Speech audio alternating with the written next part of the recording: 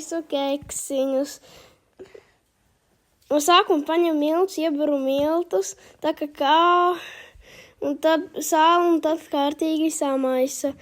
Smaidu pievienojam sviestu, tad cukuru un tad 2 olas. Tad samaisam, maisam un tad pievienojam krāsvielu ar kefīru. Samaisam, pievienojam klāt vēl kefīram, samaisam.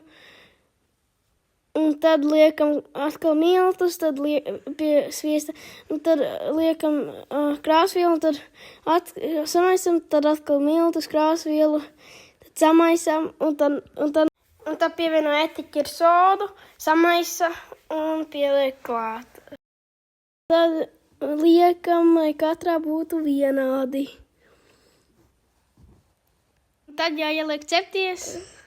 Tad jāsablenderē pūdercukurs, jāieliek krēpsirs, jāpagaršo, jāieliek uztaisītais pūdercukurs, tad jāieliek sviests, jāsamaisa, un tad glazūra ir gatava. Smuki saliekam tā, lai viss ir vienāds. Un tad pagaršojam un ņem.